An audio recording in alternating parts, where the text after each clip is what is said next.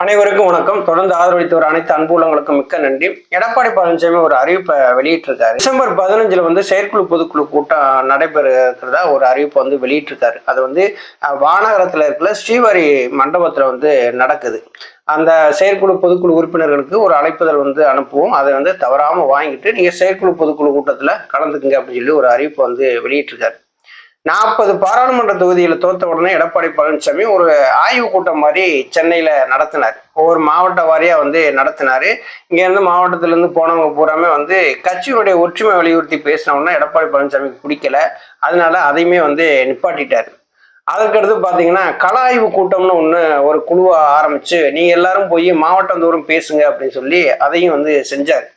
ஒவ்வொரு மாவட்டத்தோறும் அந்த கலாய்வு கூட்டத்துல அந்த உறுப்பினராக இருக்காங்கல்ல அவங்க பூரா பேசினாங்க. நெல்லை, தூத்துக்குடி, கன்னியாகுமரி, அரியலூர், கும்பகோணம், திருச்சி இப்படி இடங்கள்லாம் பேசினாங்க. பேசின இடங்கள் எல்லா இடத்துலையுமே பார்த்தீங்கன்னா மிகப்பெரிய அளவுல பிரச்சனை, தடியடி, மோதல், உரசல் எல்லாமே நடந்தது. உடனே எடப்பாடி பழனிசாமி பார்த்தாரு, ஆகா இவங்க ஒற்றுமை வலியுறுத்தி ஒவ்வொரு இடத்துலையும் சண்டை போட்டுட்டு இருக்காங்க, இதையும் நிப்பாட்டிடும் சொல்லிட்டு அதையும் நிப்பாட்டிட்டாரு. அதுக்கடுத்து எடப்பாடி பழனிசாமி என்ன பண்ணிட்டாரு, செயற்குழு பொதுக்குழு கூட்டு அப்படின்னு சொல்லி ஒரு முடிவு எடுத்து இப்போ டிசம்பர் 15 செயற்குழு பொதுக்குழு கூட்டத்தை கூட்டுறாங்க.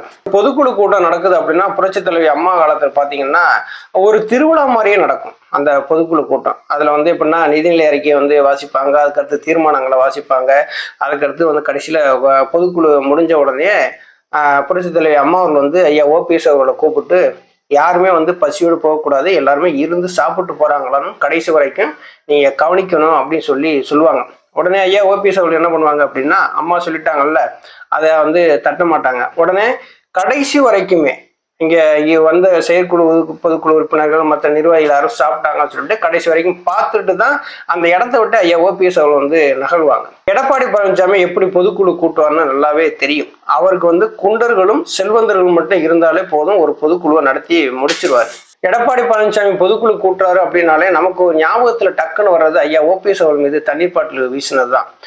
ஒரு கட்சியினுடைய ஒருங்கிணைப்பாளர் ஒரு பொதுக்குழு கூட்டத்துக்கு வர்றாரு, குண்டர்களை ஏவி விட்டு தண்ணீர் பாட்டில வீச விட்டாரு. இன்னைக்கு அதிமுகவுக்கு சனியும் பிடிச்சது. ஒரு அதிமுகவினுடைய ஒருங்கிணைப்பாளர்னு பாராம குண்டர்களை ஏவி விட்டு எடப்பாடி பழனிசாமி தண்ணீர் பாட்டில வீச விட்டாரு.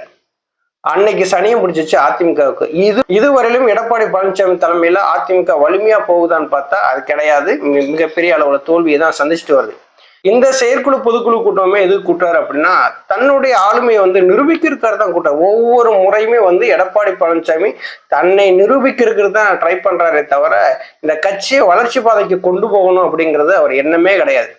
மக்கள் நம்மளை பொதுச் செயலாளர் நம்பணும், அதிமுக என்கிட்ட தான் இருக்குன்னு சொல்லி நம்பணும். அதுக்காக ஒரு செயற்குழு பொதுக்குழு கூட்டுறாரு. திமுகவினுடைய எம்பி திருச்சி சிவா அவர்களுடைய மயன் சூர்யா அவர் ஏற்கனவே பிஜேபியில இருந்து விலகி வந்துட்டாரு. அவர் ஒரு பேட்டியில சொல்லும் போது என்ன சொல்றாரு, எடப்பாடி பழனிசாமி ஒவ்வொரு எம்எல்ஏக்களுக்குமே 2 கோடி ரூபாய் தீபாவளி போனஸா கொடுத்திருக்காரு, மாவட்ட செயலாளர்களுக்கும் ஒரு லட்சக்கணக்கில் கொடுத்திருக்காரு அப்படின்னு சொல்லியிருக்காங்க.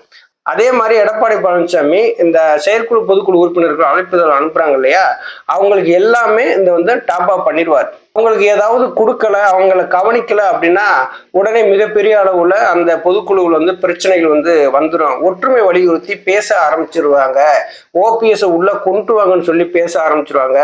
அதுக்கு பயந்துகிட்ட எடப்பாடி பழனிசாமி என்ன பண்ணுவாரு அப்படின்னா எல்லாருக்கும் அப்பவே தீபாவளி போனஸாவே 2 கோடி ரூபாய் கொடுத்தவரு இப்ப செயற்குழு பொதுக்குழு கூட்டம் அமைதியா நடக்கணும் அப்படிங்கிறதுக்காகவே பல கோடி ரூபாய் கொடுப்பாரு.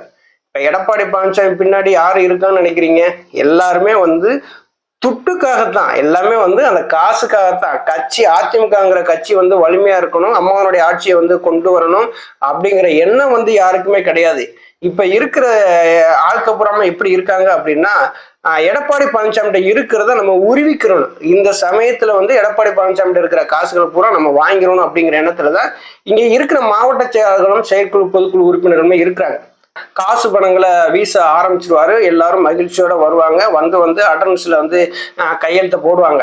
எடப்பாடி பழனிசாமி ஃபர்ஸ்ட் கவனிக்கிறது என்ன அப்படின்னா செயற்குழு பொதுக்குழு உறுப்பினர்கள் எத்தனை பேர் வந்திருக்காங்கன்னு சொல்லிட்டு அந்த வருகை பதிவேடு வச்சு அதுல பதிவு பண்ணுவாங்கல்ல, அதுல பாப்பாரு நமக்கு இத்தனை பேர் ஆதரவு இருக்கு அப்படின்னு சொல்லி பாப்பாரு. எப்போதும் போல நிதிநிலை அறிக்கையை வாசிக்கிறாங்களா என்னன்னு தெரியாது, ஒரு காமனா ஒரு தீர்மானத்தை நிறைவேற்றுவாங்க. அதோட அந்த கூட்டத்தை முடிச்சிருவாங்க.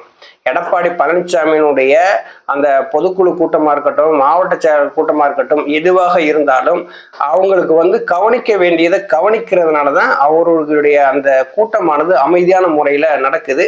கண்டிப்பா இந்த செயற்குழு பொதுக்குழு கூட்டத்துக்கு வந்து அழைப்புதல் கொடுப்பதோடு மேற்கொண்டு அவங்களுக்கு தேவையானதை செய்தும் கொடுப்பாரு. எப்படின்னா இதை செய்து கொடுப்பாரு. கண்டிப்பா பொதுக்குழு செயற்குழு கூட்டம் வந்து சிறப்பா அமையும், எந்த விதமான பிரச்சனையும் நடக்காது.